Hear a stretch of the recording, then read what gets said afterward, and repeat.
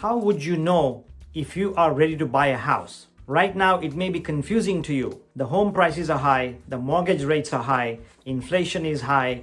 Probably your friends and family and peers are telling you to wait. And the big question is, should I wait to buy a house or should I buy right now?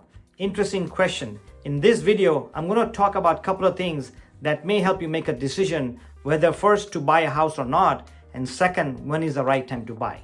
While housing market condition and interest rates and inflation are a big factor in making a decision to buy, the right decision or the lifestyle that you have or the finances that you have is the best way to find out whether you can buy a house or not, or if this is the right time to buy. It's your lifestyle and your personal finances in the long run. Here is a quote from Nerd Wallet. Housing market trends give important context, but whether this is a good time to buy a house also depends on your financial situation, life goals, and readiness to become a homeowner. If you're one of those buyers that wants to time the market and wait and see what's going to happen with the prices or interest rate, here's a graph to briefly explain to you the cost of waiting. The expectations are home prices are going to go up. Look at this chart.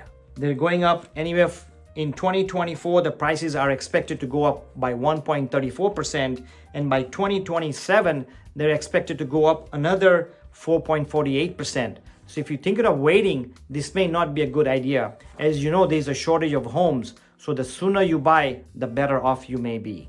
So I'm going to talk about 3 things that may help you make a decision or how you might know if you are ready to buy a house or if you do want to buy a house. The first thing is, how stable is your job? How stable is your financing? Because when you buy a house, it's a 30-year commitment. And if you don't have a stable job or stable income, you may not even consider buying a house right now. Maybe you want to wait. And if you're single, that's even more pressure on you. A lot of singles, single females, single males are opting to buy homes these days.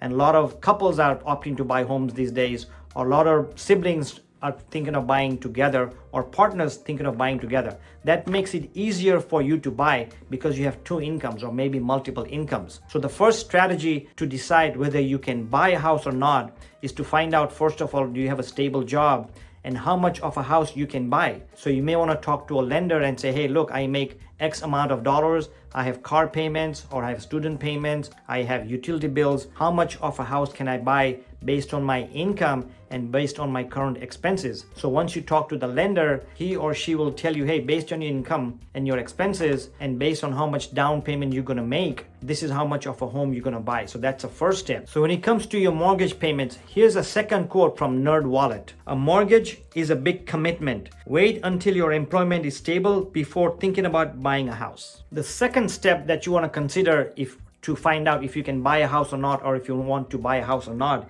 is to find out is, have you figured out what you can afford? Of course, by now you may have already talked to a lender and he or she might have told you that you can buy X amount, but then you're going to need a down payment. Do you have a savings account set up? If you're going to buy 6 months from now or a year from now, are you going to have the down payment? Whether it's 3% down or 20% down. By the way, there's a myth out there that you need 20% down, which is absolutely not true. Let me show you a graph. The graph shows that a typical first-time home buyer pays approximately 6% down payment to buy a house. A typical regular buyer, a second-time buyer or a third-time buyer, on average, those buyers pay 14% down payment of the purchase price. So if you're thinking about you need 20% down, good news for you. You don't need that much down. If you're a veteran, you can have 0% down. If you are a first-time buyer, you can get a government loan for as low as 3% down or 3.5% down. So the median home price today in 2023 is about $413,000. So if you're going to buy a house, let's say an average of $400,000 today, you need about 3.5% down. That is between $12,000 to $15,000. That's it to buy a house. So that's another factor when you buy a house, is once you know you have a stable job, a stable employment, you have good income, and you're committed to 30 years paying that loan, the second thing you have to think about is how much you're going to have down payment wise. You can have 0, or you can have as low as $10,000, $15,000, $20,000. And if you have more money to put down, the better off you are because your payment will be low. The bigger the down payment, the lower the monthly payment. Also, if you put 20% down, then you will not have any PMI, which is the private mortgage insurance. That could be anywhere from $100 to $400 per month, which you could save. So that's the second thing you may want to find out in your situation. While you're watching this video, I appreciate it and thank you for it. Please subscribe and share, and also make any comments. Also, I did a video a few months ago and it's called Ready, Willing and Able to Buy. So I'm going to put a link of this video at the end of this video. Please look at it. It has some more insights on when and how to buy a house. So please check it out. The third factor you have to know or to decide on whether to buy a house now or later is how long are you going to stay in the house. For example, in this market, if you're thinking of buying a house for short term, it may not be a good idea because prices may go down. They're at their high price right now, and predictions are they'll go up another 2 to 3 years. But what if they go down? So if you are thinking of buying, you need to commit to a long-term purchase. And there's two advantages to having a long-term purchase, long-term decision to buy a house and staying there.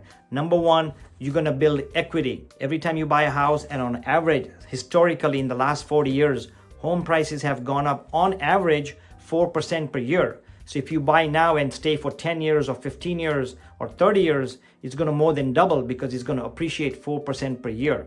So every time it appreciates and every time you make a payment, you're building equity in your home. That's the biggest factor why people buy homes. So if you are consider buying a home and if you are financially stable, you may want to start buying a house right away because you want to start that clock earlier. The two 30-year clocks, which I call, is number one, the clock of paying off your mortgage, assuming you have a 30-year loan, and most people buy homes on a 30-year loan. So start that clock now. Why wait 5 years? The second clock is start the clock of your appreciation. Why not start getting appreciation no matter how high the prices are, no matter how low the prices are? Start that appreciation clock today. Start your payment clock, start your appreciation clock. So that's long-term thinking. By the way, there's also tax advantages to buying a house.